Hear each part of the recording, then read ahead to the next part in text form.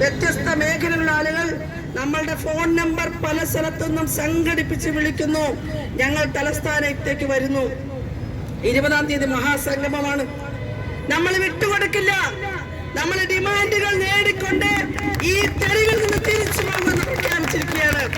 അപ്പോൾ അവർക്ക് വിവരം കിട്ടി എല്ലാ ജില്ലകളിൽ നിന്നും വരികയാണ്. അപ്പൊ പിന്നെ അതിനെ തടയാൻ എന്താ പറ്റുന്നത്? നേതാക്കളെ പിടിച്ചകത്തിടുക. നേതാക്കളെ പിടിച്ച് അറസ്റ്റ് ചെയ്താൽ ഈ സമരം തീരുമോ?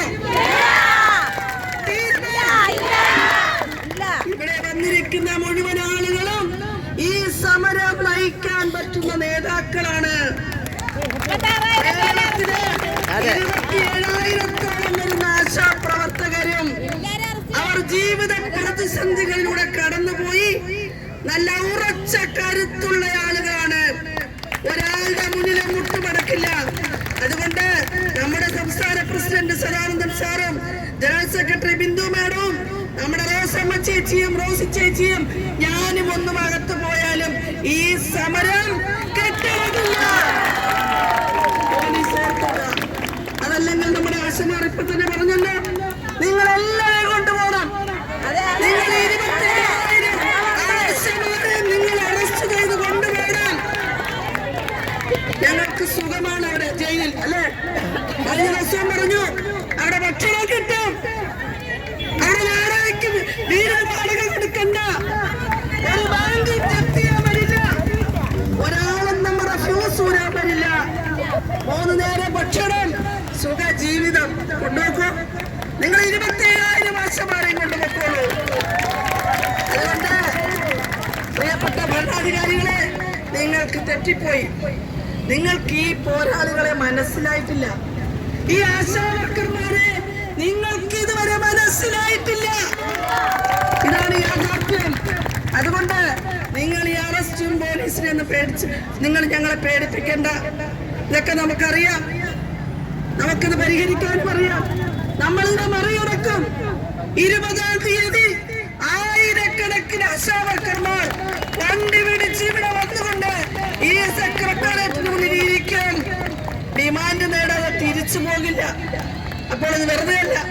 നമ്മൾ പോലീസിനെ കല്ലെറിഞ്ഞോ? നമ്മൾ ജനവിധിക്ക് വേണ്ടുന്ന അവസരം കൊടുത്തോ? അങ്ങനെ യാതൊന്നും നമ്മൾ ചെയ്തിട്ടില്ല.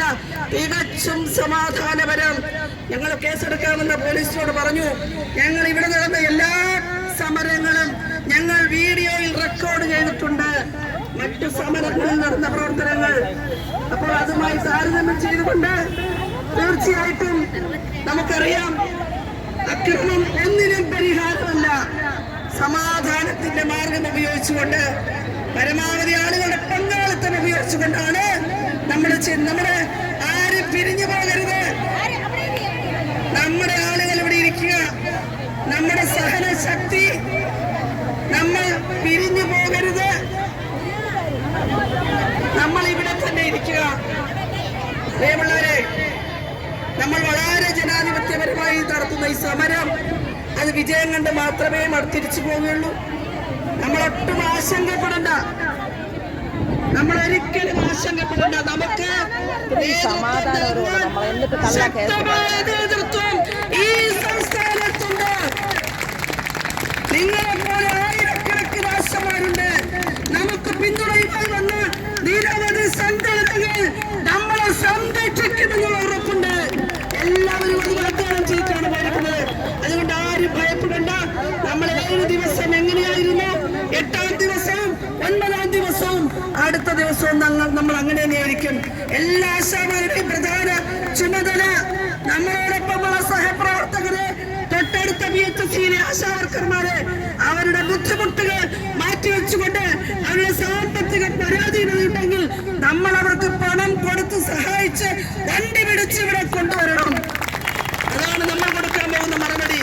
നമ്മളെ ഈ ഉമ്മാക്കി കാട്ടി പേടിപ്പിക്കേണ്ട എന്ന് പോലീസ് മന്ത്രിയും നമ്മുടെ മുഖ്യമന്ത്രിയും ഒക്കെ മനസ്സിലാക്കണമെന്ന് മാത്രം പറഞ്ഞുകൊണ്ട് ഞാൻ എല്ലാവർക്കും അഭിവാദ്യം കാണിച്ചുകൊണ്ട് നിർത്തുന്നു.